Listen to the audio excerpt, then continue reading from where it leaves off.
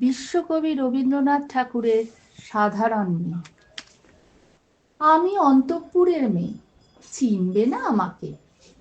তোমার শেষ গল্পের বইটি পড়েছি শরৎবাবু, বাসি ফুলের মালা।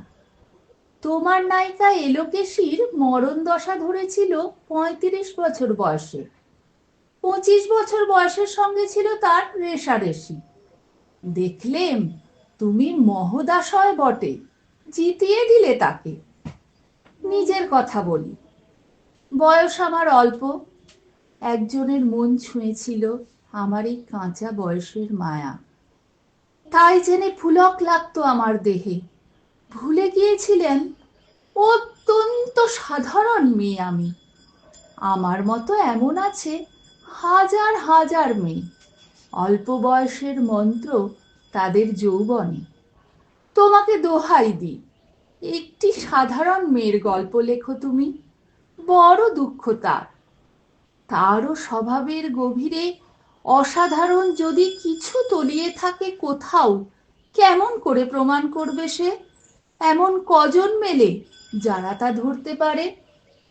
কাঁচা বয়সের জাদু লাগে ওদের চোখে, মন যায় না সত্যের খোঁজে, আমরা বিকিয়ে যাই মরীচিকার দামে। কথাটা কেন উঠলো তা বলি। মনে করো তার নাম নরেশ। সে বলেছিল কেউ তার চোখে পড়েনি আমার মতো। এত বড় কথাটা বিশ্বাস করব যে সাহস হয় না, না করব যে এমন জোর কই। একদিন সে গেল বিলেতে, চিঠিপত্র পাই কখনো বা। মনে মনে ভাবি, রাম রাম, এত মেয়েও আছে সে দেশে, এত তাদের ঠেলাঠেলি ভিড়, আর তারা কি সবাই অসামান্য? এত বুদ্ধি, এত উজ্জ্বলতা, আর তারা সবাই কি আবিষ্কার করেছে এক নরেশ সেনকে, স্বদেশে যার পরিচয় চাপা ছিল ১০-এর মধ্যে। গেল মেলের চিঠিতে লিখেছে লিজির সঙ্গে গিয়েছিল সমুদ্রে নাইতে। বাঙালি কবির কবিতা কলাইন দিয়েছে তুলে, সেই যেখানে উর্বশী উঠেছে সমুদ্র থেকে। তারপরে বালির পরে বসলো পাশাপাশি, সামনে দুলছে নীল সমুদ্রের ঢেউ, আকাশে ছড়ানো নির্মল সূর্যালোক। লিজি তাকে খুব আস্তে আস্তে বললে, এই সেদিন তুমি এসেছো, দুদিন পরে যাবে চলে। ঝিনুকের দুটি খোলা, মাঝখানটুকু ভরা থাক একটি নিরেট অশ্রুবিন্দু দিয়ে। দুর্লভ, মূল্যহীন। কথা বলবার কি অসামান্য ভঙ্গি। সেই সঙ্গে নরেশ লিখেছে, কথাগুলি যদি বানানো হয় দোষ কি, কিন্তু চমৎকার। হিরে বসানো সোনার ফুল কি সত্য? তবুও কি সত্য নয়? বুঝতেই পারছো। একটা তুলনার সংকেত ওর চিঠিতে অদৃশ্য কাঁটার মতো আমার বুকের কাছে বিধিয়ে দিয়ে জানায়, আমি অত্যন্ত সাধারণ নই। মূল্যবানকে পুরো মূল্য চুকিয়ে দিই এমন ধন নেই আমার হাতে। ওগো, না হয় তাই হলো, না হয় ঋণী রইলেম চিরজীবন।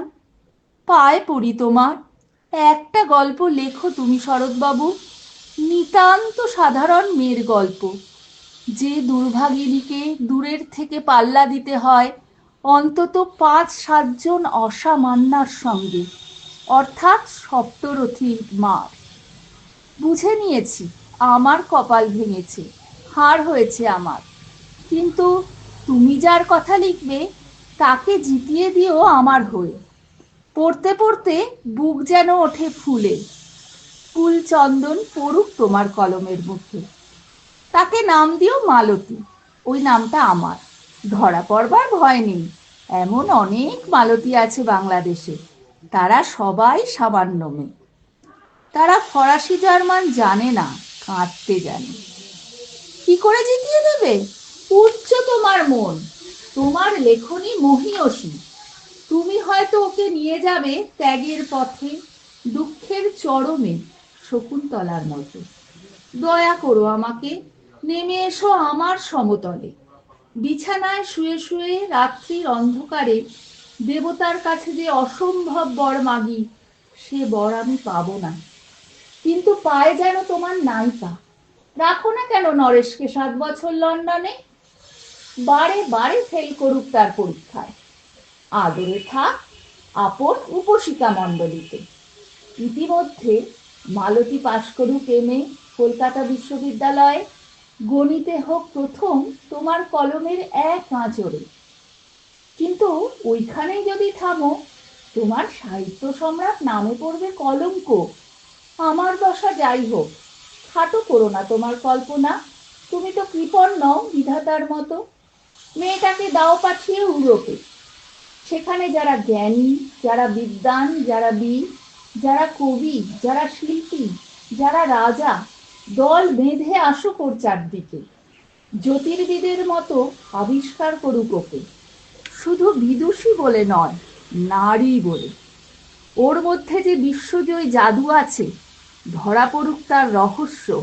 মুহের দেশে নয়, যে দেশে আছে সমজদার, আছে দরদি, আছে ইংরেজ, জার্মান, ফরাসি।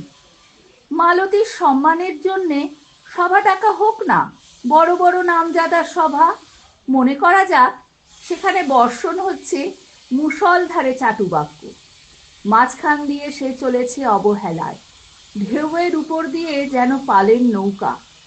ওর চোখ দেখে ওরা করছে কানাকানি, সবাই বলছে ভারতবর্ষের সজল মেঘ আর উজ্জ্বল রৌদ্র মিলেছে ওর মোহিনী দৃষ্টিতে। এইখানে জনান্তিকে বলে রাখি, সৃষ্টিকর্তার প্রসাদ সত্যই আছে আমার চোখে, বলতে হলো নিজের মুখেই। এখনো কোনো ইউরোপীয় রসজ্ঞের সাক্ষাৎ ঘটেনি কপালে। নরেশ এসে দাঁড়াক সেই কোণে, আর তার সেই অসামান্য মেয়ের দল। আর তারপরে তারপরে আমার নোটে শাকটি মুড়লো, স্বপ্ন আমার ফুরলো। হায় রে সামান্য মেয়ে, হায় রে বিধাতার শক্তির অপব্যয়।